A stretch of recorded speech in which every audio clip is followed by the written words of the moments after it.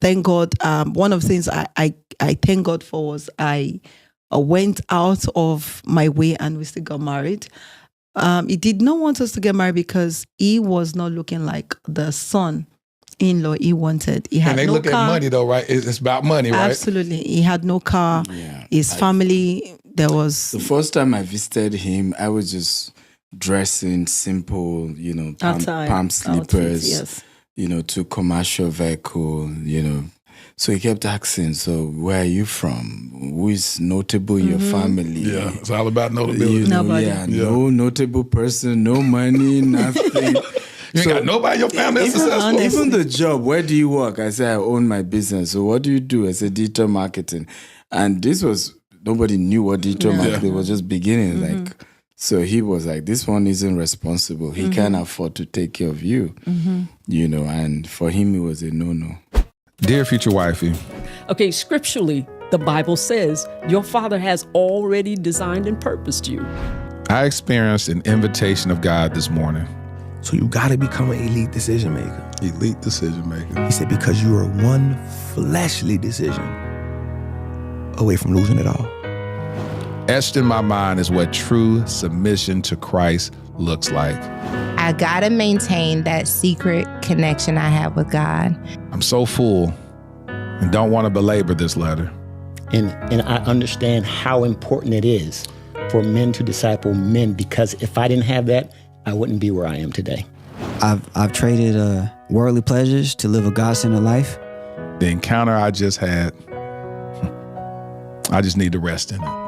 Help us to be considerate, creative, and courageous lovers. I love you. Your future hubby.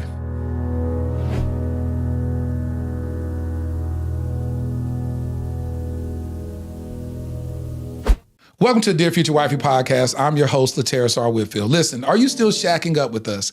If you're still shacking up with us, can we get a commitment? Hit that subscription button and subscribe. Make sure you turn on your notification bell so you'll be notified about upcoming episodes. Listen, we are off to an amazing start with season 9 of the Dear Future Wifey podcast, and I've been reading all your DMs, seeing your comments on the channel, and y'all are finding so much value in what the guests have to offer. If you haven't already, I want you to subscribe to our mailing list, sign up right now. The link is in the description, and make sure that you sign up for our Patreon at patreon.com/Lateris R. Whitfield. Listen, today we decided to cross over the waters. We're all the way in Nigeria. We're actually still in Dallas, Texas, but we got some people that represent Nigeria very well. Without further ado, I know y'all follow them. This brother got almost 1 million followers on Instagram. So without further ado, I'm introducing him to some, and for others, hopefully y'all see a different side of him and his lovely wife. Welcome to the Dear Future Wifey podcast, my homie, Stephen Akintayo and BC Akintayo. Thank you. How y'all doing? Did I say it right, King? Good. Is it Akintayo? Did I say it right, Stephen? You tried. I tried. Tell me how to say it. Akintayo. Akintayo. Yeah, Akintayo. He told me to say it like I'm bring it to saying. Nigeria. He actually did well. Yeah, he did. Akintayo. Yes. Absolutely. He said, he told me, he tried to teach me to say it like I'm singing. Akintayo. Akintayo. Yes. I love that. Listen, y'all are from Nigeria, right? Yep. Are Absolutely. you born and raised? Absolutely. How do you feel living in the United States, BC?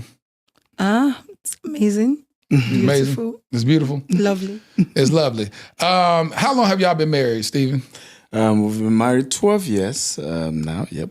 And by the way, this is the first podcast I think the two of us would do together on another person's platform. Absolutely. We've interviewed each other, but Never been interviewed. yeah, people have always wanted us, but I know she's a bit shy. Are you shy? Are you shy in front of the camera, but off camera you're a whole totally different person? Let me ask Stephen that. Is Kind of.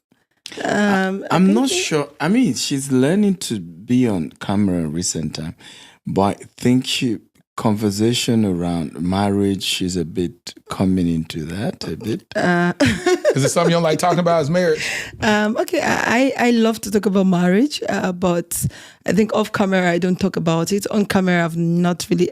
No, off camera I talk about it, but on camera I've not really, because I tell people that I try not to talk about marriage on camera because our templates are different, and I don't want you to use my templates. And at the end of the day, I used that template and it didn't work for me, because everyone's template is always different, and you just have to pick one or two things. You can apply it. It might work. It may not work, but you have to create your template. I love that you said that. And when I bring people on the podcast, it's not that I want people to try to mirror someone else's template. It's that the Bible says if you confess your faults one to another so that you may be healed. And it also says that people will be overcome by the word of your testimony and by the blood of the Lamb. So just by sharing your testimony, people go, she has no idea I'm dealing with that right now. He has no idea that I'm dealing with that right now. And so God will use you to speak into a life that you haven't even spoken to. And so that's why I realized that God has brought y'all for such a time as this to do something that your mind can't even imagine. People are going to be DMing you saying, woman of God, you helped me so much. You be like, I was just talking. They're like, you have no idea what you said. And so that's why I'm so elated. First of all, thank you for stepping outside of your comfort zone to even come on the Dear Future Wifey podcast and share. As I was telling your husband, Dear Future Wifey podcast is one of the biggest relationship podcasts in Nigeria. And so I think that this is not just by happenstance, but y'all are on special assignment. Thank you. Thank you very much. So thank you so much for being here. So Stephen, how'd y'all meet? So we met. There are two versions. Okay, There's I know. my version and her version, And then there's the truth. There's three versions.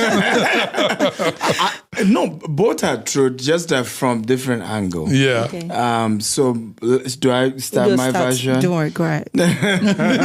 So my version is we both met on campus.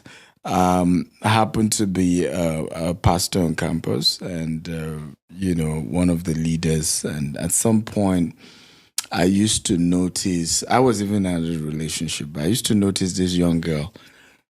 She would just, we do a lot of working in Africa, so she would trek, and I'm probably coming from somewhere, and I'm just seeing, in my mind, something is wrong, something is bothering this person. So as a, church leader, she attends my church. So, one of those days, hey, I have this event, I would like you to come. It's a training, it's a conference. And then, she was like, my sister wouldn't agree. I said, okay, let's go meet your sister. She too attends the same church. So convinced the sister, she attended the seminar. And gradually, I started a foundation on campus as well. We used to work with orphans, and she joined that as well. We had scholarship programs for less privileged kids, and she was passionate about that as well. And she rose to even be a leader in that. And at some point, I became her mentor. It was nothing relationship or anything. But at some point, something happened with my, relationship.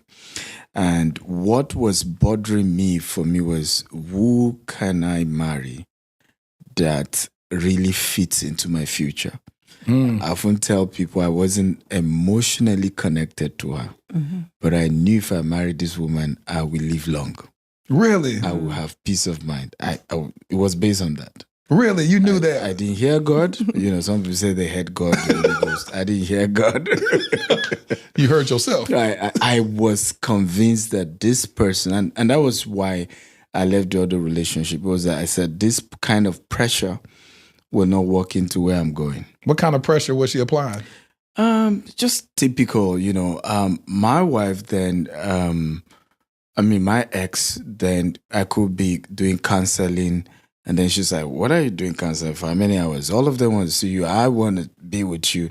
And I knew I was going to build a global empire. You knew that back then? I knew. I did a 50-year goal plan. 50 years? 50. Some people can't even plan their next week. You did 50 years?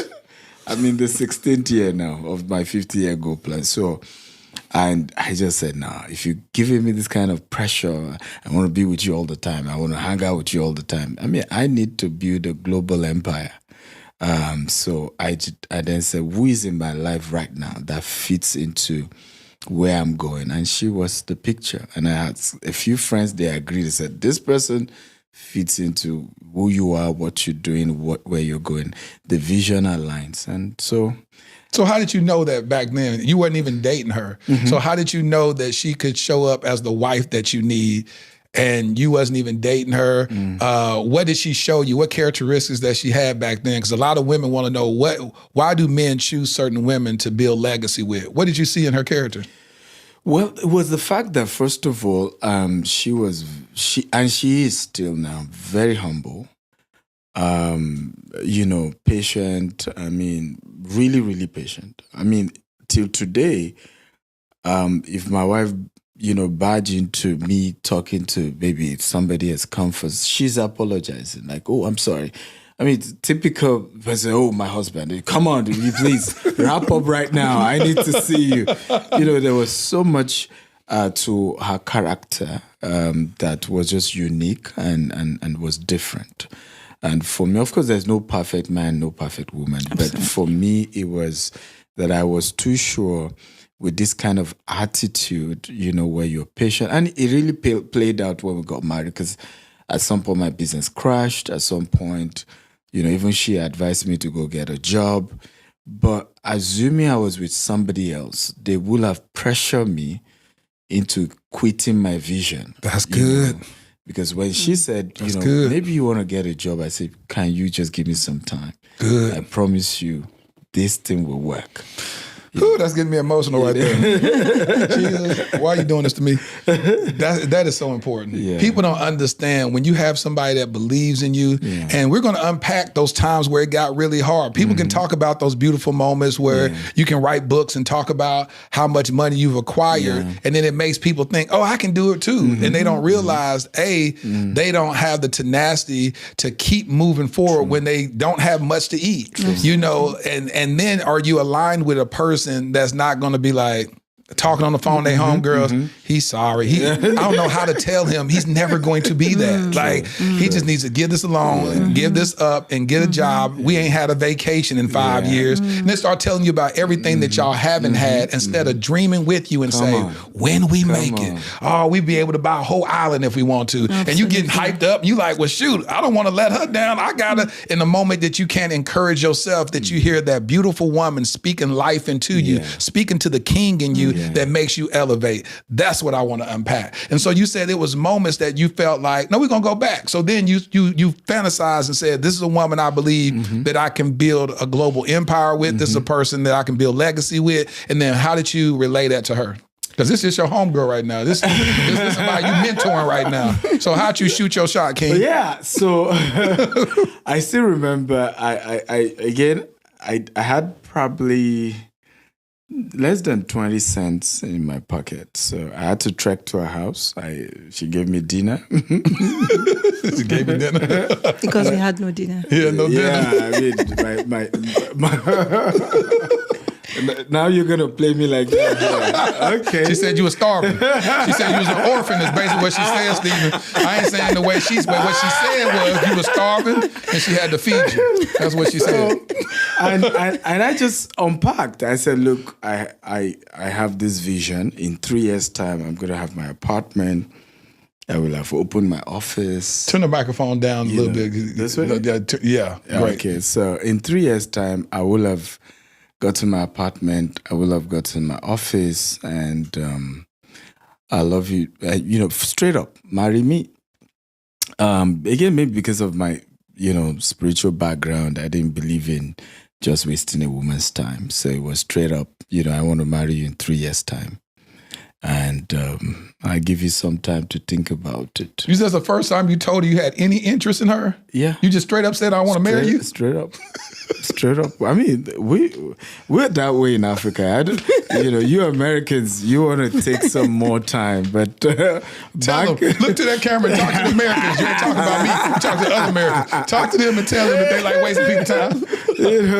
It was straight up. I want to marry you in 3 years' time. And I can assure you, this will have been ready, this will have been ready. And that was it. What did you think hearing that, PC? So when he said it... Our own version. My own version. Your own version. So when he said that to me, I did not give any answer. I just went back. Actually, before he said it, I knew he was going to ask me out. You did? Yes. And I said I would never say yes to him because he was a workaholic. And I was just waiting to finish school and just run away from him because when we're done with a project with the orphans, he already has about 3-4 projects laid down. And my dad actually sent me to come study in school.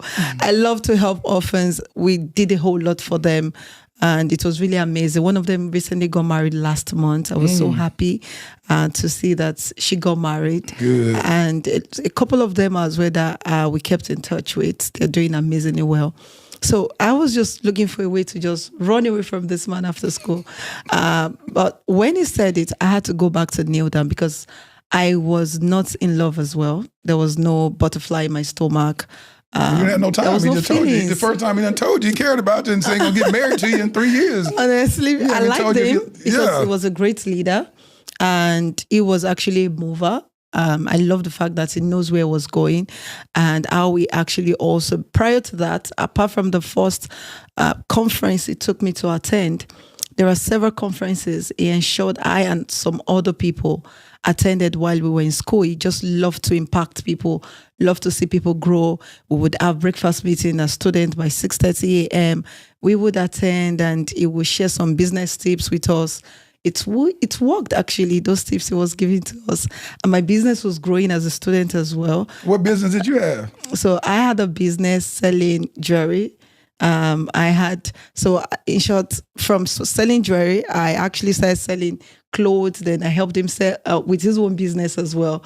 I would see his items in his room. I'll just pick it up and go from room to room, from dorm to dorm. And sell his stuff? Selling his stuff, yes. Wow. Asking, knocking on doors. Do you want to get some nice DVDs? And they're like, yes, I want it. Some will say, no, I got so many no's. And of course, but I just enjoyed it. I just love to do that. So that was an aspect you liked about her, huh? You missed that part that she came and she can go produce income. No, I think she started up after we started dating. No, I think it was before. Are you sure? Yes, Start selling your stuff. It was became before. your first sales rep. Because I did not do that for just even my friends. Oh. When I see their stuff lying fallow, I just hate to see people's products lying fallow without it being sold. So I pick it up. I just say, you know what, I'm going to sell this. And you just go door to door and Yes, sell and I it. go to door and I sell some. Some I don't sell. And but did you keep a I'm just percentage? happy. You kept a percentage? No, they never gave me anything. But I wasn't bothered. Well, I actually. gave you. No, you didn't. You never did. But I never complained actually because I just loved it. And I was glad I did it because today I'm also in the same field. So those things I did those days was grooming me to becoming who I am today in e-commerce, in real estate. So if I wasn't doing that, it would be difficult for me to approach people, to network with people. I'll have to maybe pay more money to go learn about public speaking, about how to be a good marketer, how to talk to people. So I went back to God, I knelt down and I prayed and I said, God, I do not want this man. He's a workaholic. And I had prayed before that I know this man wants to ask me out as well. I knelt down and prayed to God and I said, I don't want to.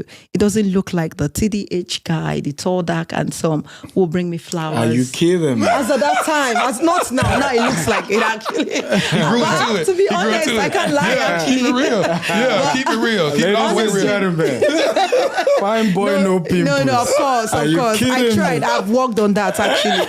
I did a good job actually. But at that time, it wasn't. It doesn't look like the man that will bring me flowers.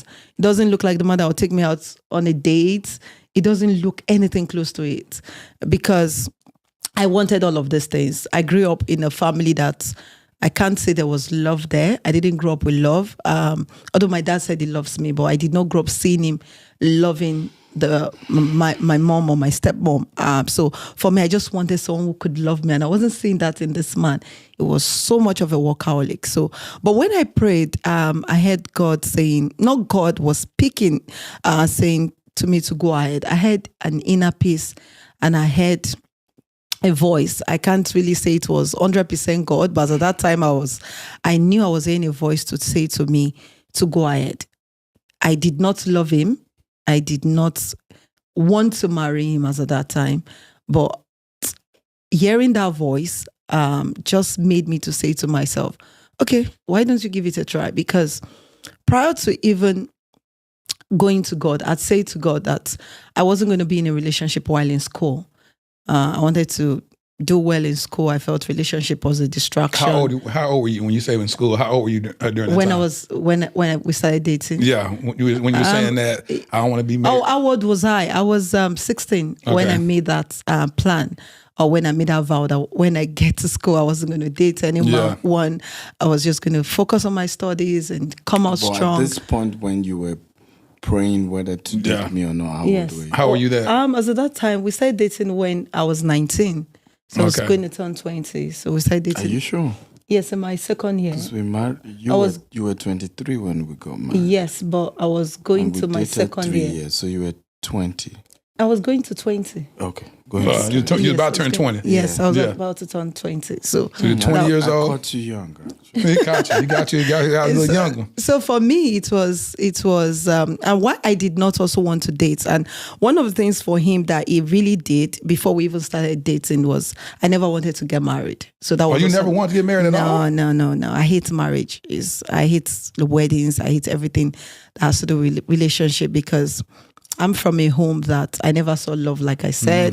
Then the people around me, it was, I said to myself, is this love? If this is love, I don't want to experience it because it makes no sense getting married, having my emotions battered, then having my face with some punches. And I love my face so much and I wasn't ready to get that. She said having my face with some punches. So that's what marriage represented. Absolutely. So for me, one of the things he did was it was getting me books. It was taking me to families that relationship that worked well on campus. And I saw how the man respected his wife. I saw how men allowed their wives to fly. Then I intentionally moved close to couples who were older, not younger. And I saw respect. I saw genuine love. So all of this actually now reframed my mindset that you could be married and fly. You could be married and you can have the best of your life and your husband is having the best of his life. And the fact that my parents' marriage failed doesn't mean that my marriage was going to fail as well. So for me, I finally said yes to him. How long did you take? It didn't take time because he didn't give me time, actually. So he was just direct. 24 hours. I want the response fast. By the way, she was the only woman I gave enough time to give reply. Typically, are you sure? You give me answers immediately. Yeah. So, and I told her that. So what was time? How long did you give her? The next day? Maybe a week or so. Oh, really? But I told her, I said, a few days later. Yes, I told her, I said, I mean, I will give you time, but typically I get my answers. I mean, you should have known since we've known each other for a while. Whether you, but she said the most of the time she known you had a girlfriend. Yes, and he had a girlfriend, so I was even angry with him. He ended the relationship with her, so it was strange for me. Even when we started dating, he would sit there, I would sit here. It was what should we be talking about? I don't understand what we should be doing because this is somebody who has been my mentor. I never thought of being in a relationship with him. So it was really strange. I was so stiff in the relationship. In short, I think at the point I almost broke up with you. I don't know. You asked us to break up. Because you're so uncomfortable. Yes, it was so strange at some point because I couldn't understand what we were doing in the relationship. And like I said, he only bought me flowers just once. Can you imagine? Just once. Got me, and he bought me bar soap. Bar soap? Yes, as a gift. You bought me bar soap, remember? You bought me bar soap as a gift. Did you ever tell him you wanted flowers? Cut the tape. You bought me bar soap. Cut the tape. You can imagine welcome to our marriage counseling. This is our first marriage counseling episode. This is going to be a little therapy we're going to do here.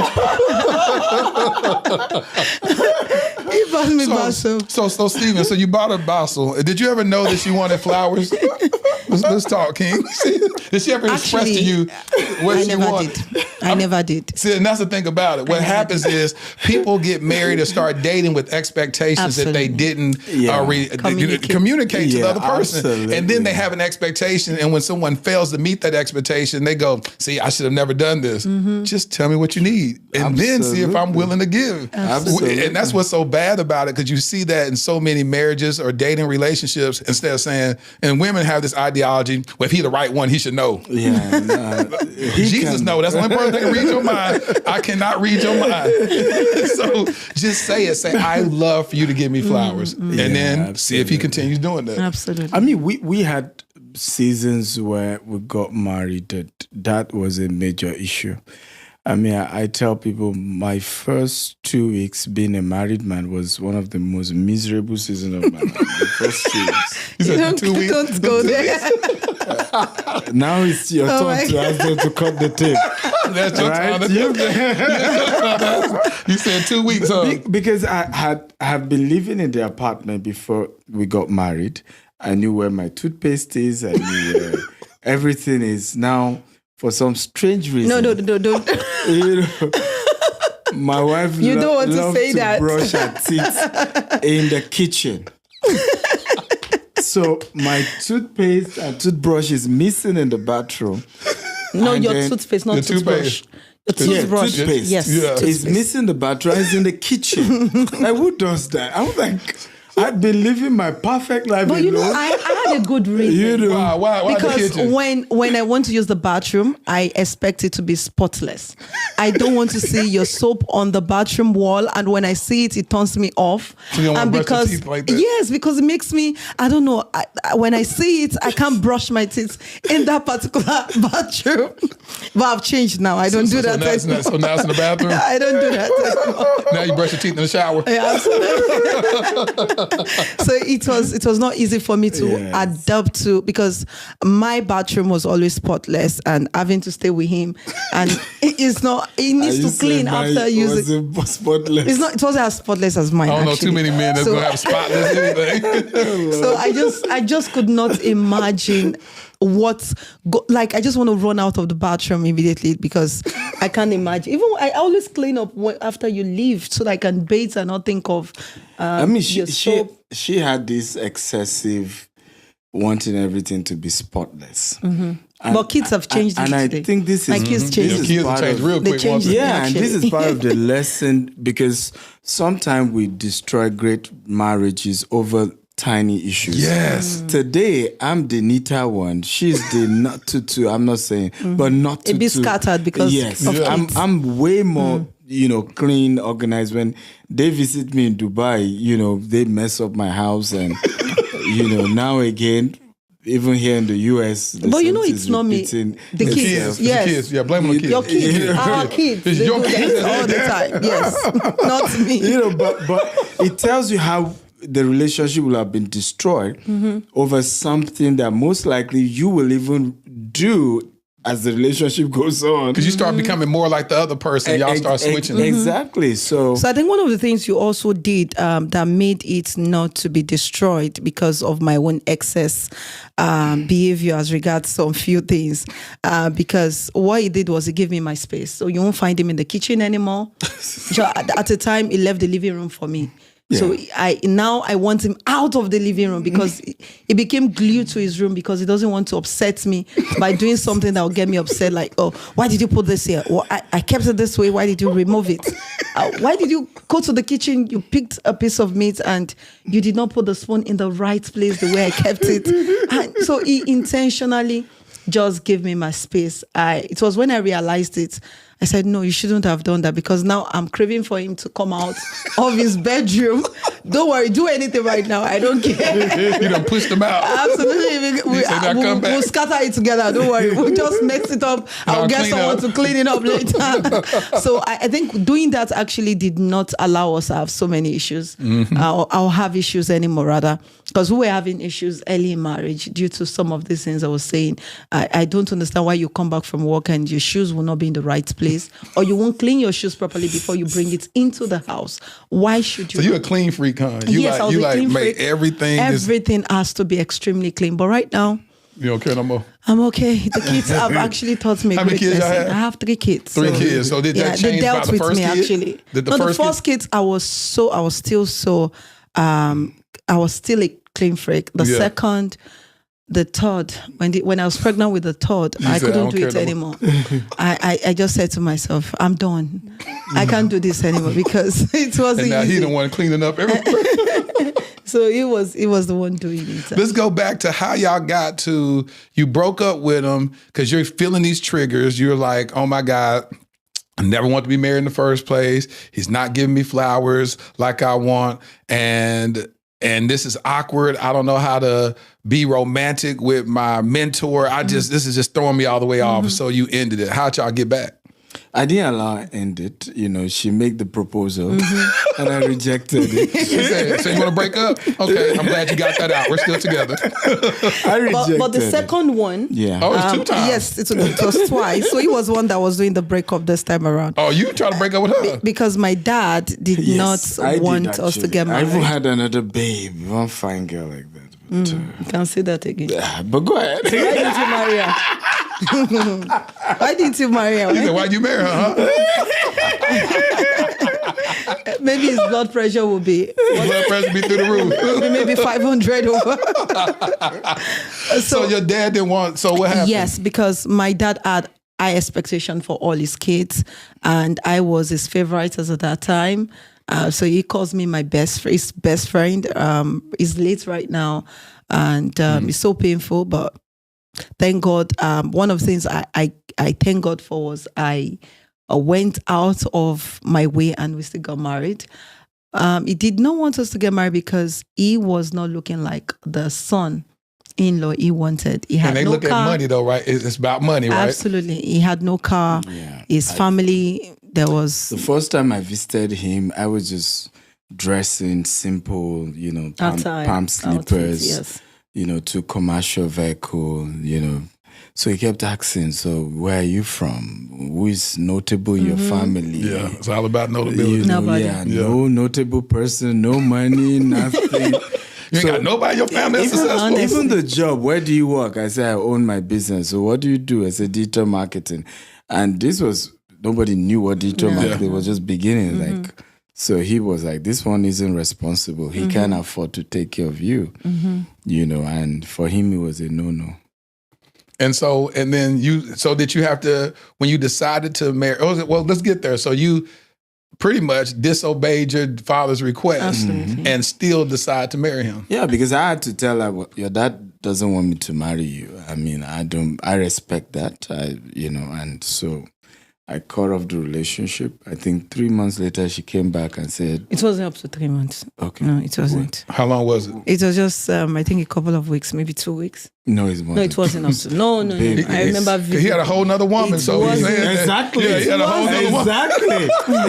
It was more than that. It wasn't. It was, I think, 2 months or so. No, it wasn't that So long. how you get a whole nother woman? Maybe then? maybe a month. It was more than that. No. I mean, there were a lot of ladies eligible bachelor. Like, come on. Eligible bachelor with no job, with digital marketing. No, yeah.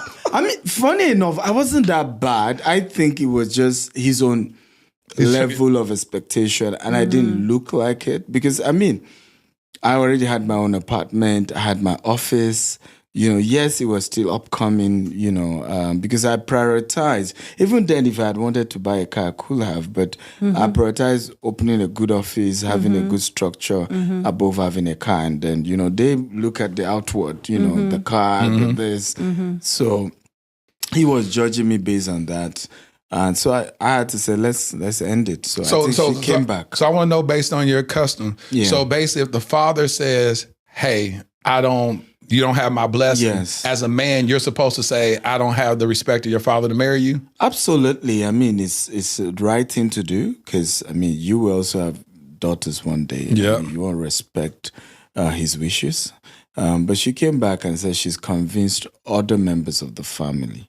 Okay. Except for the dad. Her mom was on board. A couple of other people were on board. Our dad's older sister was on board. It was almost everybody was okay except the dad. And she wanted us to continue. And, it was tough because at that point, my own family were not ready anymore. They were like, if the dad say no, then what are you doing? So, again, to convince my own family member, a day to our wedding, I had to go to my family house, inform all my siblings that if you don't want to come for the wedding, no crime. I'm the one getting married. Whatever happened in the marriage, I'm not going to come knock at your door and complain to you. I'm going ahead with this. If you guys say you're not coming, that's okay. Because some of them started saying they won't come. Is it compulsory? I mean, you don't need to marry her, don't let her, and all of that. And it's funny that 12 years later, no third party has ever solved issues for us. We've never had to knock on anybody's door to say, well, we made a mistake. Can you solve the problem? Can you know? Even when there was no money. Yeah. No, like literally no money, no food in the house. She was pregnant and nothing. For days, no food, For days. So no family member got to know. Let me ask you this. When you met the father that first time, was that the official knock at the door? Yes. And I think because I met her mom's best friend. So our best friend also had similar issues. She wanted to get married immediately after college. And, the mom said no.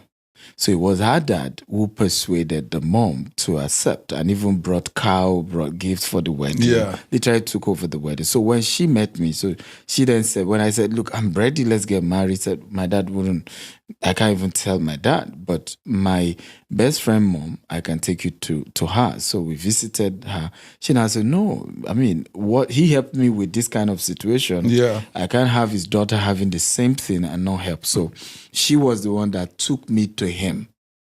I said, today we must see him. And then I had to come. And I wasn't prepared. I would have probably rented a car. Tricked him a little bit. I would have deceived him a little bit. I would have, looked the parts. But because I wasn't planning to see him, so I just came as you were. Yes. Like you come to church. You can't go to him like you come to God. You better go. He wasn't impressed at all. But the good news was, before he died, he was more than impressed because when we're doing our 10th year anniversary, we invited him. At this point, we're living in the most expensive neighborhood in Nigeria, Banana Island. We're doing so well. He's so proud. And the rest of his life, he was proud of us, really proud. So how many years did he get a chance to see you flourish? That was 4 years. So 4 years, he was able to look at you and be like, that's my son-in-law. But did he start talking to you after 4 years? Because he was still not talking to her for a long time. No, it was 4 years. We celebrated his 60th, remember? But was it 4 years after the wedding? I'm not sure. No, not after the wedding. It's 4 years. Live. The past 4 years. Yeah, the past 4 years before he passed. So that means 8 years into the marriage was when he finally... At that point, she started traveling globally. She was on TV, things were working. And he was proud, But at first... And he was seeing you as well. Yeah. He saw more of you as well. Yes, he saw. Did you have to give him any type of diary before y'all got married? So after, the story is really, really, it's a big lesson, even for fathers, to be a bit patient on things like this. Because after we had our first son, which was his own first grandchild, at that point, my business I was doing well, even before I got married, started crumbling. We believe in a lot of superstitions back at home. So people said, maybe it was because your father-in-law didn't give blessing, go beg him. So I took my family, my dad, everybody, with his first grandchild to go beg him. I was lying down on the floor begging for 2 hours, and he was angry. He was yelling. If my daughter had died, I would have made sure, even if the court says you are not responsible, I'm going to bribe the warders to poison you. You're going to die. Wow. He was all angry. And we kept begging and, so at that point, he still didn't accept. And so I remember when my pastor said to me, you've done the right thing. Yeah. Right. At this point, just move on. Yeah. And I can assure you, God will bless your home. And that was what happened. Years later, he was now the one that came back. Yeah. That's beautiful. And I'm glad, and thank you for sharing that, because I know certain stuff like that is very difficult to share, especially in his demise by him being, he's not amongst us anymore. Yeah. And then to be able to share that in front of his daughter and not feel like you're attacking him per se. I know it's an uncomfortable thing. So just thank y'all for being present, because it taught me a lot too about the custom, about what y'all come from, how much honor is important in the Nigerian culture. And so, and unfortunately, in a lot of Americans, especially African-American women's lives, those that don't have a father present, they can't even understand what you're talking about. Yeah, they be like, shoot, I don't care if my dad don't care. All right, I ain't talk to him. He wasn't there for me since I was born, so it don't matter. But it's good to know the role of a father and that he honors his daughter so much and she honors her father. But when it comes in a way of love and based upon them, it's not, in your culture, it's not about love. It's based upon provision, you know, and honor. And like you said, does he have any people of noble people in their family? Yeah. Because it's based upon the optics of it all. And that's why the marriages last longer. You know, because you're not just, I incidentally, my friend is out there, the same thing, he's been married for 31 years. 31 years. And I was like, how did you guys meet? He said, well, parents had common friends and then they introduced us and that's it. He's like, all right, y'all get married. He's like, all right, I ain't attracted to her, I ain't attracted to him. We're going to get married and make the best out of it. And he's 31 years, but from our perspective, that there's so much support system. Yes. You know, even when they had their children, his own parents were around to help raise the kids, our own parents were around. And those things help, you know, to manage the period of crisis when you guys are still understanding each other. You know, there's enough support system. And I think that's part of what we're lacking, not just in America, but even it's happening now in Nigeria when you don't take seriously the role of your in-laws, because typically in Africa, you're not even marrying the girl, you're marrying the in-laws. Yes. Family. We believe strongly that, look, there's a word that says oro lano. Literally, it means lano? Oro. Ni ano. Oh, no, hello. You said something real in the back of the throat and I couldn't get that. Translate that. So it means And it means what? It means the in-laws are literally like a deity. Like a god. Right. Wow. Yes. Mini god. You know, so your in-laws are like a deity. You really have to respect them. You really have to do a lot to make sure they're okay. And don't typically, like when you have a kid that your in-laws, you know, the mother could come live with y'all for about, you know, a year or whatnot to get you on your feet or whatnot. Is that a thing? Yeah, it's a thing. I mean, if It depends. It could be you 41 know, days, yes, maybe 3 they months. You said what, 41 days? So for some, 41 days. like for some, if 3 months. Yeah, if you have a new baby, so either party's parent comes around. Did y'all do that? Yes. Okay. Yes. Because I know you said y'all were struggling financially when the baby was born and she wasn't eating. But y'all tell My nobody? mom did not stay with us for 41 days. No, she just stayed for a few days and she left. Not for 41 days. She stayed for a few days. And so she didn't see the struggle. No, she didn't. And y'all were too prideful to tell her? And not prideful. We just had the agreement. It was just the dignity. We had an agreement that nothing goes out of this home. Yeah. And because personally, I was so young, I was just 23 when we got married, but I had surrounded my life, myself, even till date, with marriages that were working, older marriages. And none of them told me, or did I see any of them going out of the home to have a third party come in. I have a very close, one of my adopted moms in my life. She's the one bringing in the money to the family. She sent her 2 kids to one of the best schools back in Nigeria. Yet, she would honor her husband as if her husband is the one bringing the money in the home.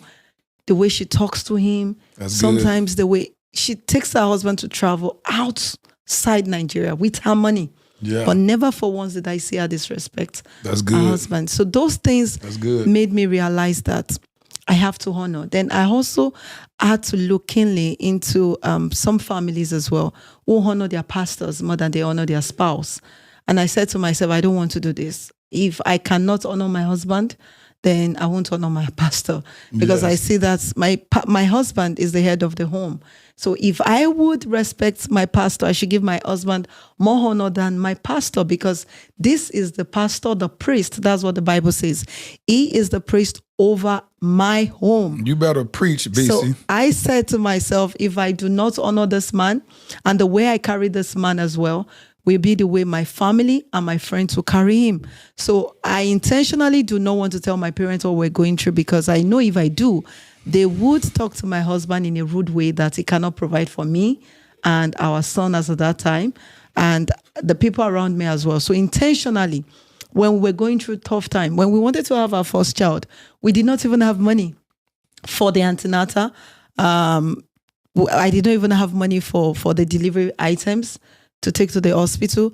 And the first clothes I ever had, baby clothes, was the one my mom bought and said, you know what, I saw this nice piece of clothes and just add it to what you've bought. I did not tell her I've not bought anything. And I was almost 9 months due. I was 8 months plus. And I said, oh, thank you so much. That was what my son wore for his naming. Because I had to, in the hospital, it was 2. One in the hospital, the other one in the naming. Then I had to, I think I got some money. I think less than, it was up to $10. I went to pick some clothes that were fairly used. And I bought that for my kids. I washed them, I anointed them, and that was what I wore for him. But because I'd learned from these older couples, and that's the problem we're having today. A lot of people surround their lives with marriages that are vague, marriages that are not working, social media marriages. They want to pattern their life around such marriages, whereas you're supposed to look at marriages that are working, older marriages, people like that, have them around your life. Let them be your mentor. Let them be your guide. Marriages are never smooth. It's never a bed of roses. I was never this way when we got married. I was boring. I was not fun to be with, but I was waiting for him to also change, forgetting that I need to change myself. So I needed him to do so many things. I needed him to confess to me that he loves me because he doesn't know how to confess it, that he loves me. But I did not even know how to communicate this, even though communication was one of the major things we said we're going to do in the home. So one of the things I had to do was to now begin to learn how temperament has to do with marriage, because I was a flag male and he is a male call. Now his choleric your choleric has dominated your male. Like you said, I used to feel his choleric was on the high side. So for me, I had to learn about my temperament, his temperament. Now, how does his temperament affect the marriage? How does mine affect the marriage? And I discovered that when I began to switch from my temperament, and at first I was faking it, then later I became real. So I was faking to be the loving, the charming. Now let's do this. I'll jump on him. You need to carry me. You need to do this. You need to say that. You need to tell me tell me you love me. I'll say to him, say, I love you, babe. You know, sometimes I'll dress and people will say, you look good. And my husband will just look at me, just smile. He will say, I look good. I'll go to him and say, tell me, that will hurt me. Yeah. Because other people are telling me I look good, but my husband isn't saying this. Yeah. So I'll go to him, tell me I am beautiful. Tell me I look good, that my outfit is good. Now, before I began to do this, I'll also say to him, you are so handsome. Good. Wow, look at. Good. I don't want to say all the things I say to him. Those are private talks. Yeah, you talking nasty to him. That's what you're doing, being nasty. You were talking nasty to him. That's what you're supposed to be. That's why y'all made it 12 years. There you go. That's why Steven sitting back looking at you while you talking like that. He looking like this. Mm-hmm. Look at him. Getting them all turned on over there. I see you, King. That's your wife. That's right. Talking about she's shy. She don't want to talk. She talking now. She talking now. Look at her. Look at her. You just sit back looking at her. But for me, communication was really key, and also having to change myself, having to change who I was, not saying, no, this is the way I am. You have to manage me. If you can't, you just deal with it. Yeah. So I had to work on myself, and working on myself now made people around me to love me more. Yes. Made people around me to want me more as well. Even made him to even profess love to me when I don't even ask for it. Ooh. And makes me, even for the kids, naturally, it's become a thing in the house whereby you just see, they can see me or see the other dad, you look so handsome. Oh my God, my dad, you are this. The kids say that? Yeah, they do say that to us. Mommy, you are the most beautiful woman I have ever said that. I'll say, I hope you don't want something with what you say. But of course, also having older people in my life really was the game changer for me. And up to this very moment, when I see any marriage that is working, they are older couples, I want to hang around them. Yes. I want to have them in my life. I want to learn the principles that has made their marriage to work, because I want to be married for the next 50 years. Yeah. I don't want my marriage to be a social media marriage. When I have issues, I'm going on social media, because social media didn't bring us together. Teach. So I don't want social media to now be the judge of my marriage. Come on. Yes. So for me, You see why I'm married? Yeah, there it is. End of discussion. And I would say women should do the same. Even That's men, real. if you want to have a long-lasting marriage, there's no perfect marriage. There's no a marriage that is written is like the one you read in the novel, or like the Cinderella, or the home videos, or the fake one you see on social media, holding hands, going for dinner, and the next thing you hear is they filed for a divorce. Yep. So if you want to have a long-lasting relationship, marriage, one of the things I did, or we did rather, is we read books, we attend marriage seminars together, and we also have other couples in our lives whose marriages are working. Yes. And we don't go to them for advice, but we just pick things and add it to our templates and make it work for us. But she said she didn't want to talk. You said she's shy? I'm impressed, man. Man, let me tell you Keep something. talking. Then there's something else about him which I love so much, is the fact that he is not actually threatened by my success. So if I'm the one more successful today, my husband we'll spend the money together. We're all fine. Yes. So he's not threatened. And that's one of the things I believe every woman should look out for, especially if a choleric woman who is a go-getter, or even if you're not a choleric woman, if you're a go-getter, never marry someone who is threatened by your success. That's real. So as long as I am successful, it's fine. He sometimes he would tell me I'm not doing enough. Let me ask you this, though, Dr. Stephen. If she was more successful than you, would that intimidate you? No, and it came from the place of knowledge. I read a book by the late Miles Monroe. Yes. The Power and Purpose of Women and the Power and Purpose of Men.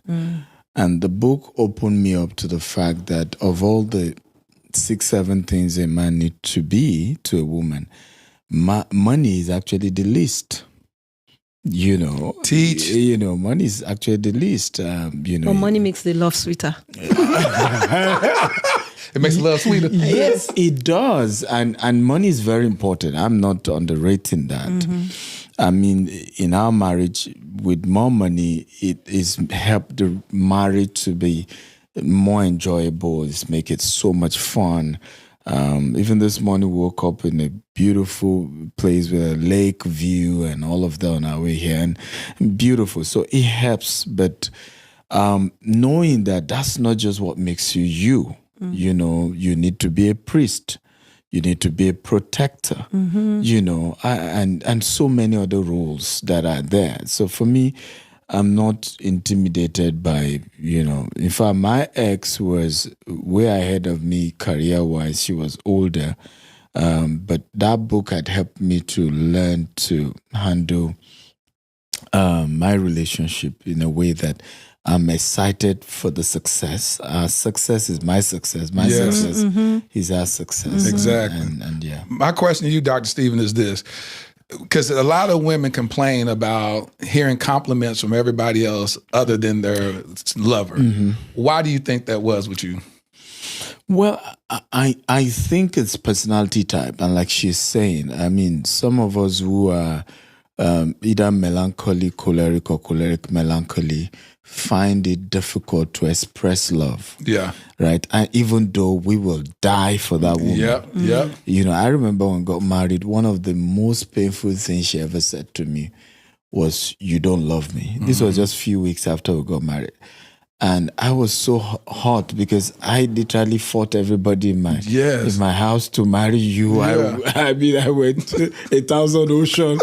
And then you say, I don't love you. Like, what are you talking about? But obviously what she meant was, I don't feel love right now. Yep. You know, not that you don't love me, right? But that's personality type playing out, because I love by doing things, right? Meanwhile, she wants to be loved by words. Yep. You know, words of affirmation. Love language. So that's where the 5 love languages come in. She's saying you can go provide, you can go buy a big old house, you can buy diamond rings, a Bentley, Rolls Royce, and an airplane. And she be like, say you love me. Exactly. Girl, you see what I gave you? that means nothing I've to me. said the love with what I sent it. You went to Chanel, I sent it. No, you didn't say it. Yeah. You could have saved all this money as you just said you love me. Absolutely, I agree. So it's a personality thing, and I've seen so many marriages fall apart just based on personality types. Yep. And I don't think you need to cut the relationship because you have different personalities. You just really need to know even the different personalities is an edge, is an advantage. Yes. You know, I'm the, for example, the spender. I'm the go take risk, start a business. You know, she's the conservative. You know, we need to look at this well. And and if you then understand that it's two strengths that is needed to keep things going. We all can't face the same direction. I've seen marriages crash because the two parties are go-getters. And then nobody's helping to take care of the house. The kids are suffering. And so your differences is an advantage. It's not a weakness. You know, my good friend Kariga Bailey said differences aren't deficits, and I never forgot that. I like that. Shout out to Kariga. He was on the episode first season. He said differences aren't deficits because we also look at it like that. You'll look at a relationship and then look at it like, oh, it's something wrong because you're not like me. Exactly. And be like, no, the fact that you're a go-getter and a visionary that can go make money, and then she can sit there and be like, now we can go ahead and save some money and do this. She gets the best of both worlds. You get the best of both worlds. You go and make it, dream. She gets to go and build the nest egg and take care of the family. And she also she has business acumen as well. So it's like it's the blend of the beauty. But that's like you said. People not realizing that would cause the demise of the marriage. They'd be like, well, I need you to be like me. I would have never done that. And be like, but God didn't make you marry you. And if you wanted to marry you, you should have stayed single. Absolutely. And one of the things I've always reiterated is, and I think this is very, very important if you look at it, that you cannot change your spouse.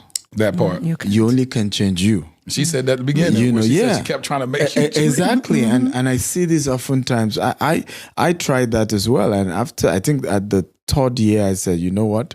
I'm done. You know, I'm going to make me better. And you were going to enjoy your life. So whether I like it or not. Yes, and he wants me to travel with him. I'll say, no, I'm not going. Let's keep the money. No, let's save the money. Let's use the money for something else. Why should we waste the money to go travel? Oh, that's why you said you was boring. You said you was a boring person to be around. You said I was a boring person to be around. I was boring, actually. I was a boring person. I was very adventurous. I want to see the world. You know, and then, no, you stay at home. See me, look at me. I'm enough. He's like, I can see you in Dubai. So exactly. So at some point I said, you know what? I'm done, right? I'm gonna, because the day I will be on my deathbed, I don't want to blame any mortal man for anything I've not done in my life. Not one person. That's good. And I told her I would never blame you for that. So I'm going to live the best version of my life. It's left to me too. Whichever part you want to join me in, I'm okay with that. You got the open door. So in that moment, he's going to see the world. Was you getting envious? I wasn't. You didn't care? No, I didn't care. When I decided to join was when it was calling some figures. It was making money, and I said, "You can do it. You're more pretty. You're more beautiful. You can do this thing. Why are you not standing up to do it?" Then finally I got up and I actually did it because my wife became stronger. I wanted to send more people to school. I wanted to, because of our charity work, and people were coming to me. There were fewer people. Now I have more people always coming to my DM now. So I just did not want to go to him every time I need money. Because growing up as well, I saw how a woman would ask for money from her spouse and how her husband would, didn't I give you some money a few weeks back? And, you know, she can't do anything without her husband. So for me, I wanted to now make my own money because of these reasons. And when I saw him making money, and I said to myself, my wife is strong enough now. I need to make my money. So I used to just be a housewife, a homekeeper, a homemaker rather, just want to have my children, but very cautious, be very amazing, just be wonderful kids, raise good kids and godly kids. But I said, you know, this time around, we need to make some money. And So let me ask you this. Thank you. Did you even articulate, because you're speaking from a place of trauma, when you say, I don't want to be the woman that has to ask her husband, did you feel comfortable asking him for some money? And just say, keep me $5,000 in the account that I can do what I want to monthly? Because growing up, like I said, I saw how my stepmom would ask for money. And see, so back it's a on place trauma. of trauma, yes. Yeah, but you didn't even give him an opportunity to show up however you want to show up. I didn't, because I wanted to also show off, actually. I bought this, I did this, I did that. And I discovered when I was trying to show off, he didn't care. And when he didn't care, I just discovered, come on, for 3 months, this man didn't ask, babe, what do you need? Because you're showing off that you have money. So I had to relax. I had to go meet her. I need some money. I need to keep my money. I need to also build some empires like him. BC, what was you buying? What was you buying to show off with? I could just decide to change the furniture in the home. I could decide to actually maybe buy a new TV or buy a fridge or something. I could decide to change the room decor. And you just do that and he'll come home and be like, oh, and keep on going. Yes, so just keep, oh, nice. I love it. Oh, we need to bring more guests into the house to come, and that's all. And they won't say, oh, how much did you even spend? Let me just give you half of it. So I stopped showing off, and I'm not going to show off again. Dr. Steve, you didn't care? You didn't care? He didn't care. So I told myself I have to. Even the home front, I'll just do everything, buy groceries, not asking for a dime for 3 months. And he traveled. Normally I would, oh, babe, my account has not been credited. Oh, I'm sorry, I forgot. But this time around, he forgot. I did not remind him. I was enjoying my life. I was feeling like a big girl. I have my money now. Make him good money. And he's also enjoying himself. But I said, you know what? At this point, and he will say what? Oh, independent housewife. Oh, you're a big girl now. How you say, Stephen? Independent housewife? I use that word in most of my videos. That I used to be a dependent housewife. Now I've moved to an independent housewife. I said I used to be a full-time housewife. Now I'm doing business. I'm making my own money. I said, well, since you're making your own money, I mean, you're an independent housewife. Since you're making your own money, it would be good. Let's spend your money. Isn't that crazy? And I'm glad y'all can laugh about it. What typically happens in situations like this, the people grow apart.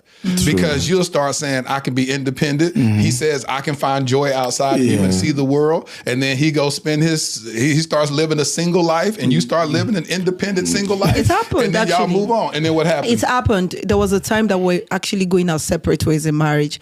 And what year was that? I think that was between 20. Well, like y'all been married. Is that year 6 of marriage, year 7, year? It was I think it was about 6-7 years. Yeah. Between 2018 and 2019. Yeah, I think that was when it was the kids. We grew apart because of the kids. Now I'm realizing not just the kids, the work as well was. Y'all get to become the work. Yeah, but I more. think the kids started it. Work just added to it, right? Because our attention was more about the kids. Everything was the children. So at who was that? Her? Yes. Yeah. Yes. You were saying you focus on the kids. Yeah. So at some point I realized we were growing apart. So I had to say, you know what? We need to start doing things together.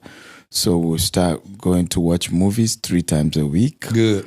And I realized that we enjoyed the talk while going to watch movie than the movie itself. Yes. And that, brought us together back. Now we do work in our estate. We just take a walk, the two of us, at That's night. Good.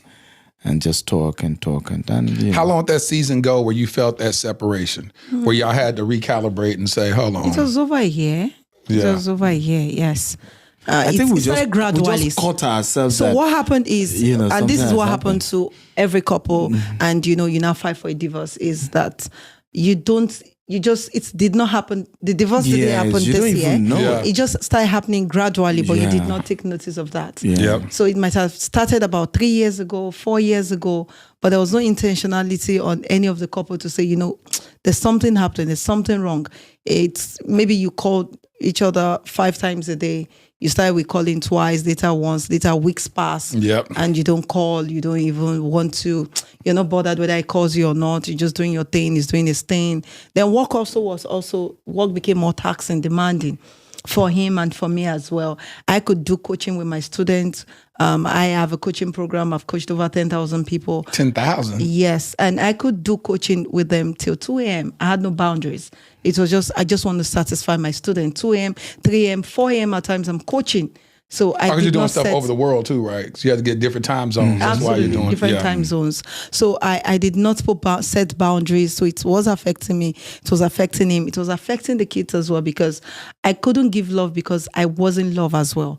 So I was not actually loving my life at that moment. So there was no way. Let that sit. I need people to get that because that's a beautiful sign of accountability. Yeah. Because you rarely hear a mother articulate what you just did. And I don't want that going over people's heads because he talked about how much you prioritize the kids, but you said I couldn't even love them. What looks like love could be prioritization, taking care of them, but you say, I don't know how to give them what wasn't given to me. Absolutely. And so I just wanted that to resonate with people because in his mind, he may think, oh, she loves our kids.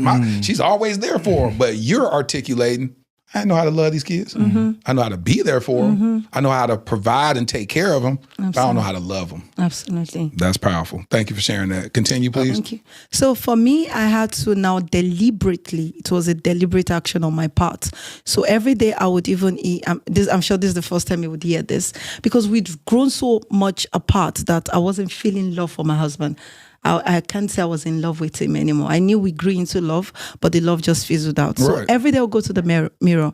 I'll call his name. Sometimes it might be in the bathroom, in the kitchen, wherever I am.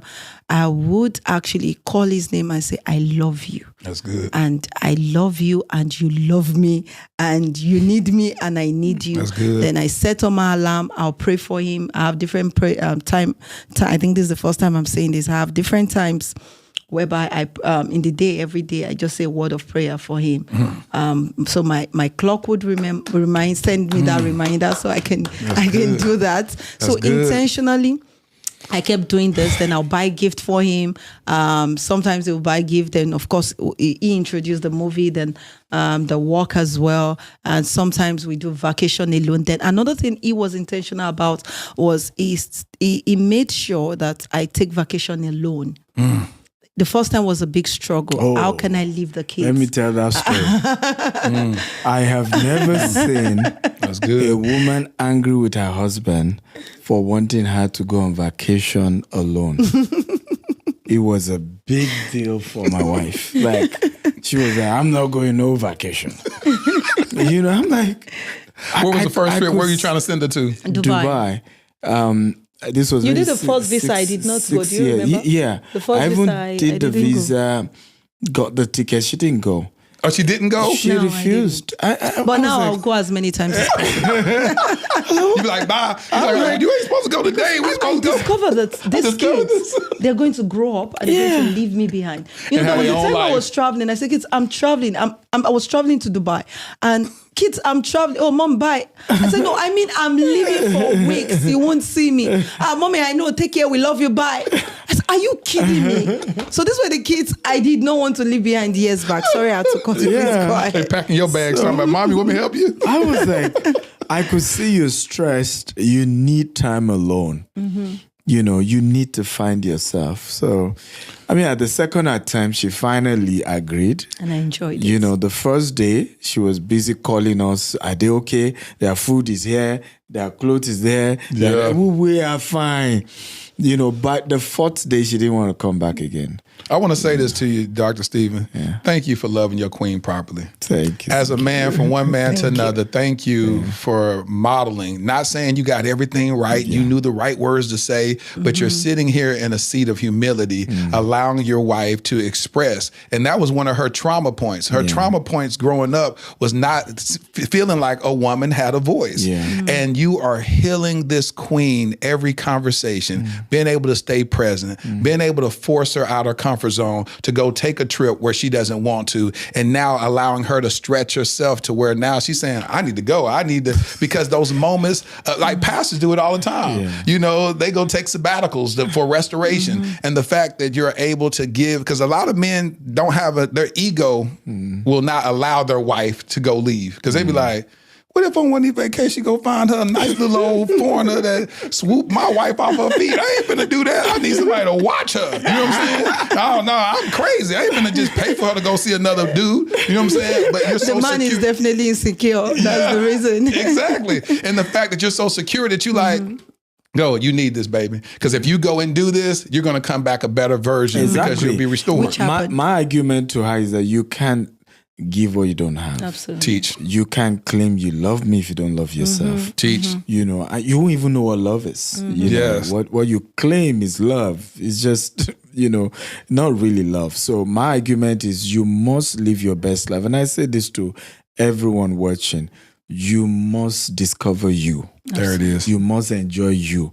Is when you love you. Because how did I realize she needed a vacation? Because I went for one.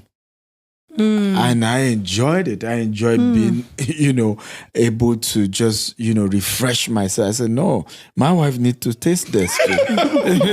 Experience this too. I want to say something too before it just falls on deaf ears, BC. I love the fact that you were so intentional on restoring love in your relationship that you scheduled it, that you made sure that you looked yourself in the mirror. And while you were speaking life into your marriage, you were telling the devil, you have no room in my marriage. Absolutely. You were saying that. I love my husband. My husband loves me. I'm going to be intentional about being present in my husband's life. I'm going to do this. You're saying all this stuff. What happens is the Bible says life and death are in the power of the tongue, and they that love it eat the fruit thereof. And so we can talk to our homegirls and homeboys, my wife getting on my nerves, my husband this, I think I married the wrong person. You can give life to that, or you can give life to you and God, and the devil on standby listening. I love my husband. I love my husband. He loves me. And you begin to affirm, because remember, your love language is words of affirmation. So you don't have to wait for somebody. Thank you, Holy Spirit. Thank you, Holy Spirit. Thank you, Holy Spirit. Your words are, your love language is words of affirmation. Instead of waiting on your partner to give you what you need, you can speak to yourself. It's an old song that I remember that says, sometimes I have to encourage myself. It's an old song that we used to sing. And so by you're sitting there saying that, you're encouraging yourself and you're speaking to yourself in the greatest way that you see love in your love language. And so that is so powerful. And I thank you, King, for being able to be present and allow her to say that and not be like, hold on, you had to convince yourself that you love that. You had to, hold on now, all this stuff I was doing, I done did this, I done did, that's the first thing men do. Toxic masculinity will try to tell you what I did for you, which invalidates why you feel the way you feel. Think about it. Hold on, how you gonna tell me you had to convince yourself you love me? I done bought you this, I done got you this, I done got this nice house, put you in the best neighborhood in Nigeria, I done did all this, and you have the audacity to convince yourself that you love me? How disrespectful that is? Ego. Instead of allowing you to be present and be like, this is what he did. He said, thank you, because I got my wife. He's watched other people get divorces. He's watched other people lose legacy behind this. He said, baby, whatever you got to do to keep us together, fight the devil, war with the devil. We wrestle not against flesh and blood, but against principalities in high places. The Bible says one can chase away 1,000 demons, but two can set 10,000 demons to flight. So he clapped his hand and said, come on, baby, keep warring. Keep warring. Keep fighting for our legacy. Keep fighting for our kids. Keep fighting for our marriage. If y'all want to give an offering, y'all can send an offering to me. Exactly. I think Pastor. we're ready in the studio to just give an offering. I agree here at this point. Man, y'all bless my soul right now. Y'all bless my soul, because a lot of times people see y'all and they see the money, they see the success, they see the businesses, and we ain't spent too much conversation talking about that. Because what truly matters is that none of this would have existed had this not existed. Absolutely. Because y'all are purpose partners. You said it best at the very beginning. You said, I had to think about the woman that I need in order to build what I need to build with. That's not going to be a headache. That's not going to be stressing, talking about, oh, Lord. Like I even asked, I said, that didn't bother you that he was seeing, flying around the world? She's like, no, I didn't care. Oh, be with a different woman. Oh, be with a different woman, and you get on a flight without her and see what happens. See if you come back and you got access to your house. Like, where's my key? I know this the key to my house. What happened? She gone. Or you come home and the whole house empty. And you like, where is my wife? You're talking about, oh, no, you wasn't worried about me when you flew off to Dubai, did you? I'm gone. And I'm taking half. So you have all that type of stuff, but God gave you the right woman. That's the reason why I'm so encouraged, is because you didn't have nothing. This is not a tale of somebody that, he had all this money and everybody was in agreement. Because a lot of times we think that if God is a part of it, every man has to be in agreement.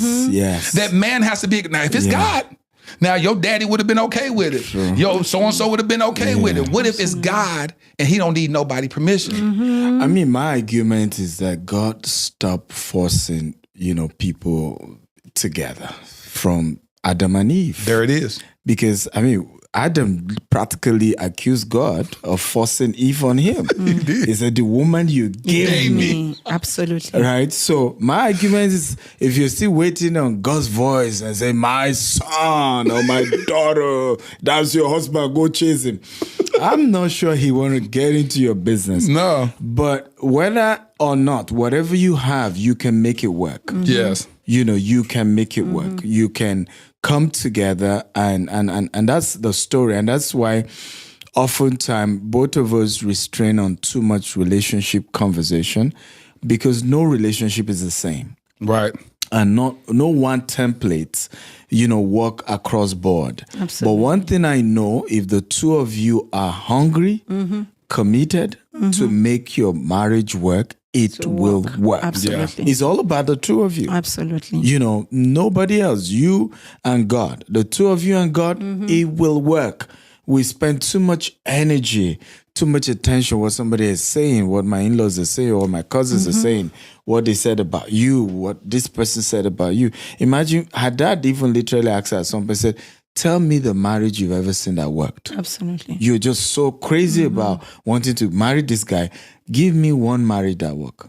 He didn't think of his own marriage? Of course. Oh, it didn't work either? He admitted that his own was struggling. But give me one. Why are you so crazy about I want to get married? That's deep. But she was convinced that, and I give her a lot of kudos for that level of conviction. Yes. And I'm happy that at least the best I could, I've helped to make it worth it to the best I could. Yeah. I'm not perfect, but, to the best I could. And I think that's very important. Once the two of you agree, and I say this often, never marry people who are not ready to fight to keep in their life.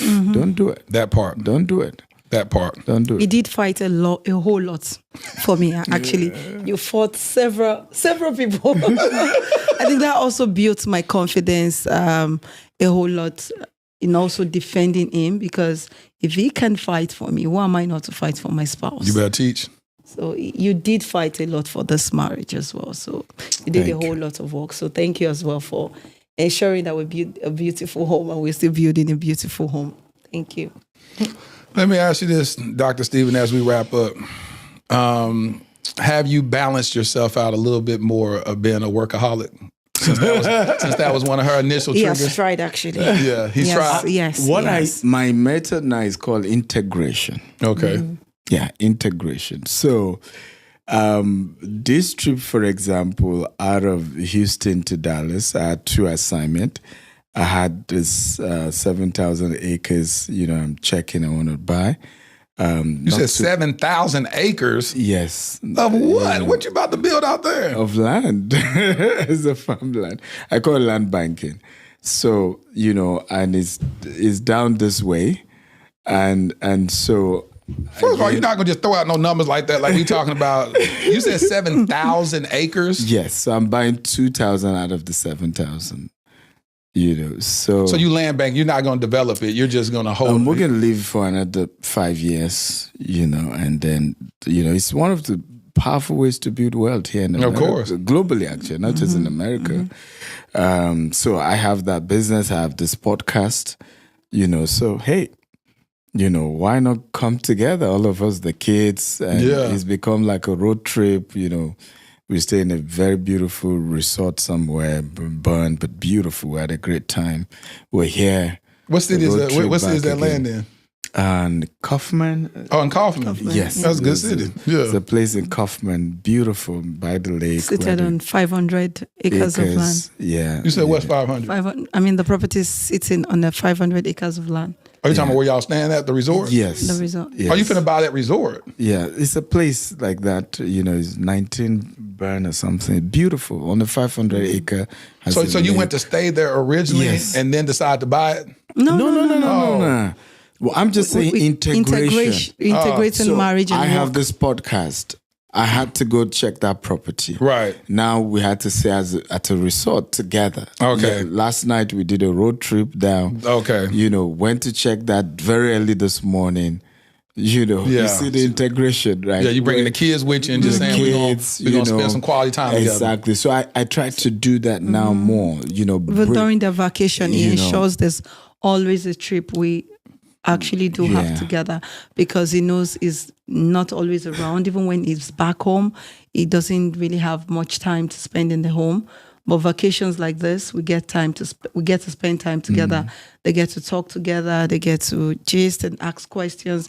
And sometimes, because I have a boy who actually just is becoming a teenager now, when he has questions related to that, talk to your dad. I'm not a man. Talk to him. He has answers to all these things. I've never experienced stuff like all this the stuff before. that this young boy is experiencing. So it makes them kind of bond together. Yeah. Oh, daddy, this is what I'm feeling. This is what, in my time, you dare not talk to your father about these things. You sort it out. Which is a yourself. trip, isn't it? It's like we expect the kids to learn masculinity, but the father never even talked to him about it. He had to figure it out from his homeboys, and he learned the wrong way of doing everything. Absolutely. So intentionally, I would. For me, integration is what I've had to do, and I'm getting there. Work, business, family. Yeah, I integrate everything. We just get them involved in everything. And I think it's important, because one of the things I've also seen is situation whereby people build wealth, but they never involve their family. They never involve their kids. The kids don't know. Yesterday, we had the property in Houston, 99 acres. We needed to do the survey. The surveyor was on site. I just ran there with my daughter. I said, okay, so you help me take pictures while I'm doing this. So they're getting to see what their father is doing. They're getting to see, how he makes the money, how he's able to afford the lifestyle they have. And gradually they can grow up to understand entrepreneurship, to understand business. So integration is my strategy. Again, it may not work for some of you, but that's what I'm working on. Yeah, that's good. That's good. Yeah. I was told you wrote over 40 books, and so I told you to go grab some books so we can put them out here. Yeah. How do you have time to write all these books? So I have a formula around it. I have a very beautiful team around me. So we do more videos. So they interview me, and then we then transcribe the videos and then turn it to book. That way we have the video version, we have the audio version, and we have the text version.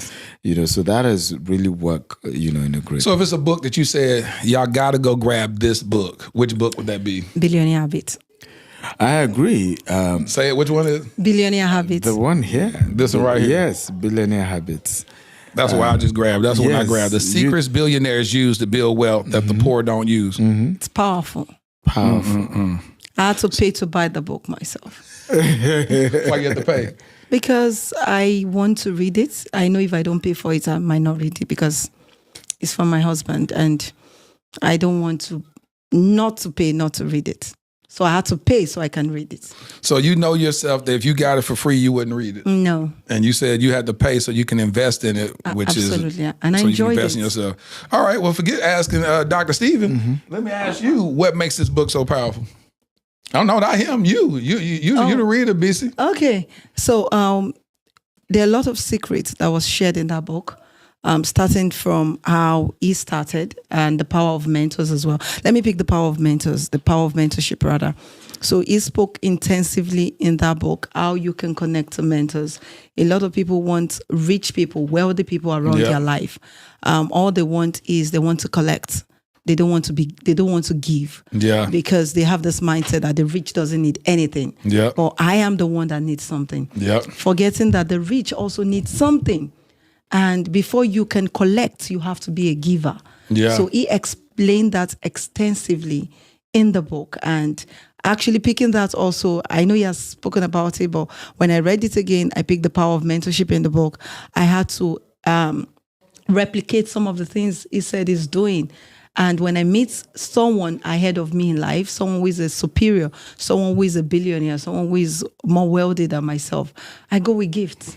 And the gifts are not expensive gifts. And that's what people need to understand, is the thoughtfulness of you can actually come to me and come with a gift, makes them want to have you more in the circle. And a lot of billionaires do not want younger people in their circle because they know they're after what they want to get. Some it could be your service that you can give to them even if you don't have physical money. He spoke about when he didn't have money, how he was able to connect with people by his service. He could just go there and help anchor their events, help put their programs together because he knows how to organize programs. And then he wasn't even doing major events, major programs. And I'm not surprised that he's doing that today because he has been doing that even for years, just smaller ones. And he would go to this big event, not complain about things that were not working, but go there and say, oh, how can I add to you positively? And all of these things which I picked from it, I said to myself, if it did work for him, it can definitely work for me. Yeah. And I implemented these things. And when I see people, genuinely, I want to contribute to their life, not be a collector. And I discovered that in as much as I go into the relationship, not for the purpose of what I want to get. So that is another mistake he mentioned that most people make. They go into a relationship with what they want to get. No. Go into the relationship with what you want to give. I want to be an addition, not a subtraction. And of course, along the way, the relationship will lead to profit. It might lead to profit in a way you don't even imagine.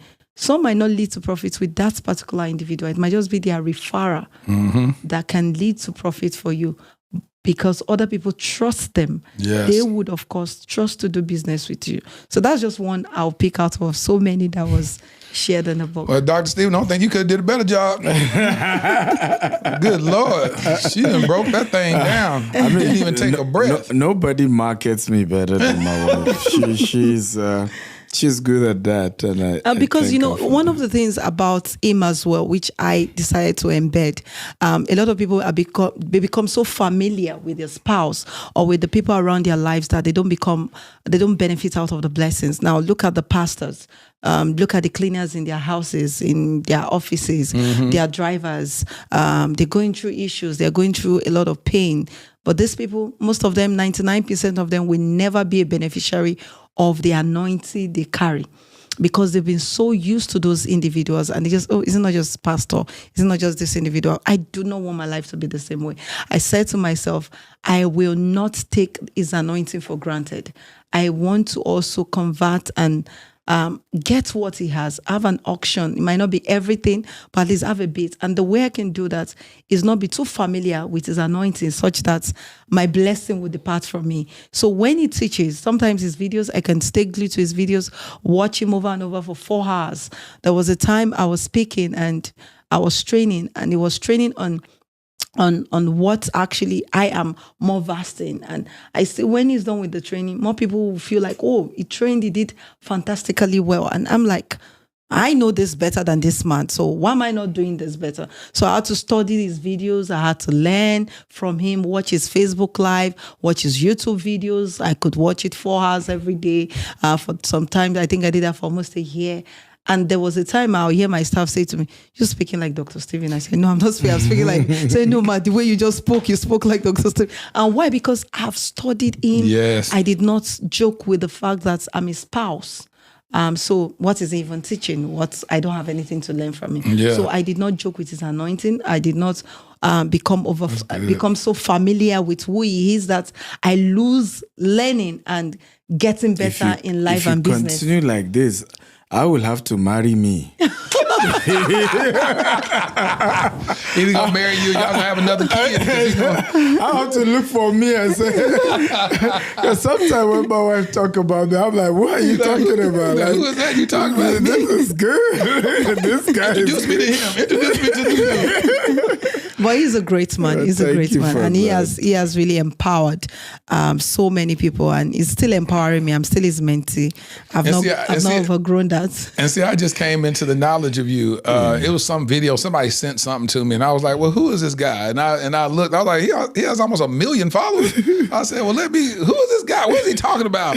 But I couldn't find anything relationship wise, and so I said, "No, it's a story here." And so when I first started talking to your publicist, was that you? I was emailing back and forth. Yeah, and she was like, "Well, his wife won't be present." I was like, "I want the wife." I said, "I don't want him coming by himself. I want his wife because I know as a man you cannot get to where you are without her." So he's cute. True. I can talk to him. He's amazing. He's dope. I said, but what I want from him is not this. I don't want the business from you. I want this marriage. Wow. I want the gems that you've learned that you can pour into me. That y'all, and I know I need her to be able to speak from her vantage point, so I know how to care for my future wife properly. So I know my blind spots and say, all right, make sure that I continue to affirm her. Make sure I say this. Find out her love language. Make sure that I meet her not the way I want to give love, but the way she receives love. Oh, I'm watching this king. I see how he's moving. I see how he cultivated this relationship. I see how he prioritized his own emotions and said, listen, I got to go make sure that I'm happy too. I got to go see the world and whatever. But then you're humble enough to recalibrate and say, hold on, let's stop. Let's take walks. Let's take intentional walks and figure out how to make sure that the main thing stays the main thing.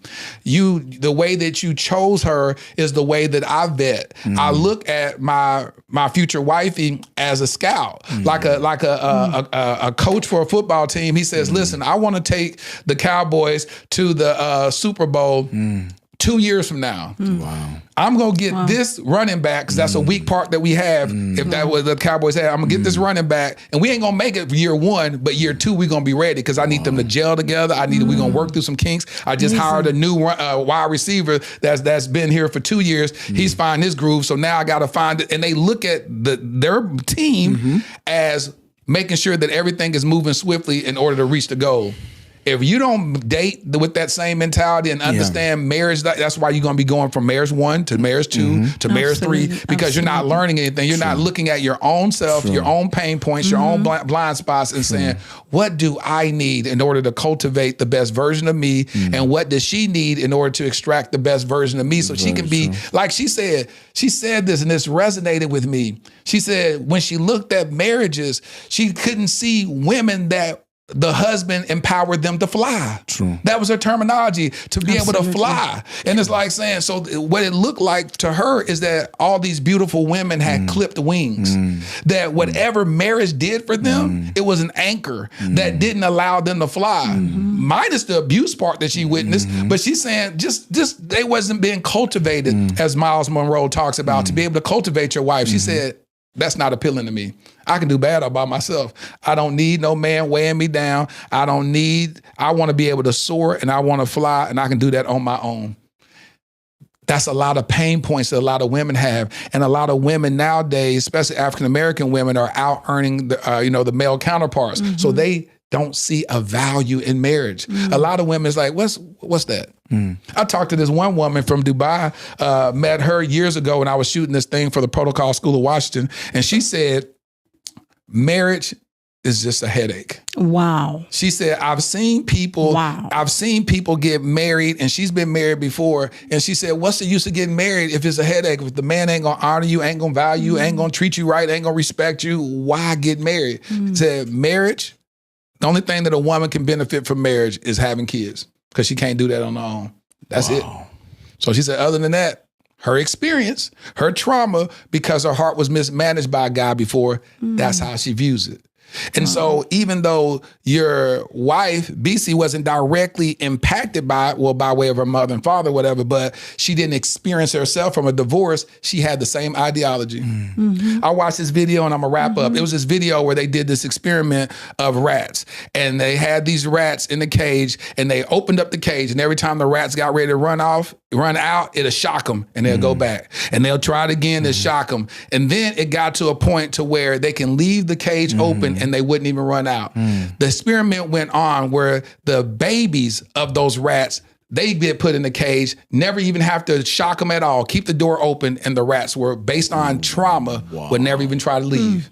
Wow. That's what BC was. She, based on the trauma that she experienced, she said, I don't even want marriage. Yes. But she had to break that generational curse in her mind and say, I'm going to go here. God, teach me to love this man. Teach me to do this. And that's where God began to heal. And so your kids, guess what they see? Your kids are seeing a loving family. They're seeing, daddy, you're handsome. Mommy, you're beautiful. This. Where you, King, wasn't like that. You wasn't running around talking about you handsome, you this, you beautiful. You couldn't say it to your own wife. But your offspring are. They say it easily. So now that they'll grow up and they'll be like, when y'all talk to your son-in-laws and daughter-in-laws, they'll be like, man, this most loving. They just love me. Just always compliment me. Where they get that from? They just so complimentary. You be like, my wife taught them like that. Taught me even be better. You know what I'm saying? It's like that's what happens. We can heal generational curses because of that. What we end up doing in the Black community is having a generation of generational trauma instead of generational healing. And we talk about generational wealth, but I don't care how rich you become. If you're if your kids are traumatized, then they just got more money to spend on therapy. True. Absolutely. I mean, you've said a lot of great stuff. I mean, I don't know whether I could mention this. We have this annual conference we do. And this year we're bringing a couple, because I'm focusing the conference on people of color. Damien John will be coming as well as other great speakers. But when is it and where? Houston, JW Marriott Galleria on the 22nd and 21st September. Oh, next month? Yes, next month. I was about to invite myself and have y'all book me, but I was already booked. I was going to book myself. I mean, we'd love to have you if you're not having. I would be in Atlanta doing a podcast with Jamal Bryant. Wow. Yeah. And because I love stuff like that. We're bringing this couple, I mean, they're Indian family, and to share their story. I mean, they have they've acquired over 12,000 acres of property. Wow. Running to hundreds of millions of dollars. And their kids are doing so well because somehow 12,000. Somehow there is. You be saying these numbers like it. Somehow there is a mindset we have, particularly people of color, that if you make it, your marriage is gonna be in shit. Yeah. If you have so much money, something else is gonna go bad. Yeah. And we need to begin to show people that you can have a great marriage, you can have a great home, and you can build great empire. And you can have wonderful children who are sane, who are sound. Yes. And we need to begin to come for, meetings like that where we can meet people whose life is an example of what we're talking about. Good. Absolutely. Thank y'all so much for sharing this. Thank you. Thank y'all for being transparent, vulnerable. I know how unconventional this is for Nigerians to be this open. I'm telling you, I ain't crazy. Very unconventional. You don't hear people from your country sitting up here talking about it, and their wives get to say all this stuff, and you feeling like that can be quote unquote deemed as disrespectful and all that stuff, because honor is really big. And I thank you for modeling that. I thank you for modeling what healthy masculinity looks like. And I thank you for modeling what healthy femininity looks like, where your voice can be heard but not be disrespectful. Absolutely. That you can dishonor. And you said something so key that I want to just say and echo. You said that what we have going on in our home, I'm not going to uncover my spouse to even family members or let them know, because you could oversee or forgive your spouse for something that they 10 years, they still holding on to me. I can't believe he had you with a baby, ain't got no food. You like, we rich now. But I'm saying back in the day, you be like, what are you bringing up? That was 8 years ago, what you talking about? And you like, we over that. I don't know. I still don't trust him. It'd be crazy stuff like that. And people be inviting that foolishness into their marriage. And now y'all got problems because he's saying, why do your cousin look at me like that? Why'd you treat me like that? What you talking about? I don't know, that's just how she is. You know what I'm saying? No, you done told her some stuff about him, and now she looking at him side-eyed and all that. It's crazy. So thank you for being an example of what that looks like to cover your husband properly. Thank you for having us. Absolutely. We've had a great time. Amazing time. And it's the first for us, I think this is good. And I'm gonna tell you what typically happens on Dear Future Wifey podcast. Those things that a person will end up saying stuff they've never said before. Like she was like, "It's the first time you're hearing this, but that's what it is." Yeah. But it's a safe space, and that's what I try to cultivate is a safe space. And what I was telling you earlier is I want y'all to show sides of y'all that no one has seen. True. And that was definitely accomplished. Absolutely. And you brought that out. I've got You have this gift of just, bringing it out. You did actually. We've had a great Lisa was time. scared to talk at first. Now she ended that conversation. She's talking. I told you what's gonna happen.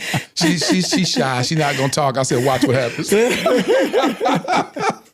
Hey, make sure y'all go support. How can we support y'all? I mean, got your book. We're gonna get your book. The conference is important because it's hybrid. You can join from anywhere in the world or come physically to Houston. And how they find that out? Website? What's www.stephenakintail.com/GWF-USA. It's called the Global Wealth Festival. And there's gonna be a link in the description. I'm gonna have the link to it in the description. It will be a great time. I'm big now. My goal now is to see people of color build stuff. I have a quote that says, "We cannot end racism until we end poverty among Black people." Right? Because I have, because of my business, I have different people work for me, white, Black, Hispanic, Asian. I'm yet to see one of them that is racist to me. He's going to lose his job. Exactly. Right? So, and if we're serious about building wealth and ending all this nonsense, we need to teach our people how to legitimately build wealth. I love it. Yeah. Queen, what would you like to say? How can we support you? Okay, for me, I would just say that just build a successful home, and when you are building wealth alongside, don't just build wealth, build a successful home as well. So you can follow me on my social platforms, BC Akintayo, and I don't bring my family, talk about a lot of family matters or counseling. But you can just follow me to learn about business tips. I give business tips. That's what I do basically. So you can just follow me. BC Akintayo is the name across all my social media platforms. Y'all give it up for the Akintayos, y'all. Thank y'all so much. Thank you for having me. Stay tuned to the end for a letter to my future wifey. Been writing these love letters to you. Ladarian thrusted suddenly into Child Protective Services in 2015. My nephew, Black, a boy. The likelihood of being adopted outside of kinship, slim to none. Armani, 16 years old, Black, a boy, with 5 years in the foster care system before I even knew his name.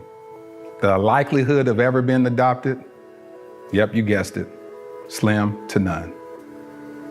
While Ladarian and Armani were trying to survive and barely thrive in an overpopulated and underfunded foster care system, I was living my own life, doing well professionally.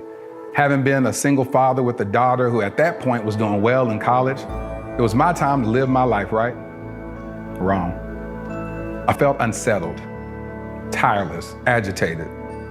There are just too many of our Black children stuck in ambiguity and in the limbo of the foster care system. In 2017, I legally adopted my nephew, Ladarian. Fast forward to 2019, I had no ties to this other young king, but I felt God instructed me to adopt him also, and I obeyed. Starting over with parenting should have been enough, right? Working with various foster care and adoption agencies to help bring awareness to the countless young Black kings in the foster care system should have decreased my agitation, right? Joining the board of directors of Advantage Adoption, an organization that helps find permanent adoptive homes for children in foster care, should have led to some type of resolve, right? No, not at all. None of it felt like I had done enough. I now realize that every one of those experiences was laying the fundamental foundation for my life's mission, Kingdom Royale. Kingdom Royale will be a luxury, state-of-the-art home for foster boys. Our first location will be in the Dallas-Fort Worth Metroplex. We will utilize the whole person approach that instills identity, empowers them to advocate for themselves, and enlightens them regarding new perspectives and limitless options that they thought were impossible. Though the young kings will attend the local public schools that are in proximity to Kingdom Royale, our at-home curriculum will broaden their worldview through participating in the arts, attending various cultural events, learning about and engaging in multifaceted discussions about current events and even relevant historical context, introducing them to gardening and landscaping and even caring for our animals on our farm and on-site stables. We just launched our Startup Capital campaign with the goal of raising $2.8 million. Now, why $2.8 million? Well, in 2017, I created a web series in which I performed random acts of kindness for targeting the homeless community. One of the most notable successes was that one of the videos went viral, garnering 28 million views. However, one of my biggest regrets is that I didn't raise a single dollar to help in implementing a more sustainable plan for the homeless community. So throughout the years, with much remorse, I reflected on not maximizing that moment. I knew if at that time, just 10% of the viewers donated $1, we would have raised at least $2.8 million that could have really established long-term support for the homeless community, or at least started a long-term initiative to do so. This is my do-over. This is our new beginning. Together, we can attack this at the root by specifically helping our homeless Black boys who are already disproportionately represented in the American foster care system.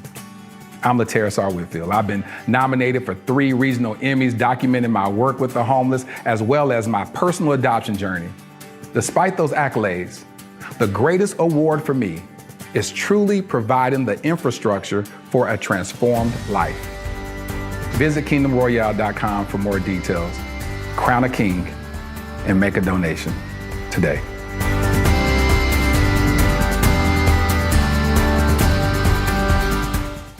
Man, listen, I really enjoyed that episode. I hope y'all found a lot of value in it. I love talking to people from other cultures to hear their vantage point, their thought processes, their culture as it relates to love. Well, here's my favorite part of the podcast where I speak to my future wifey.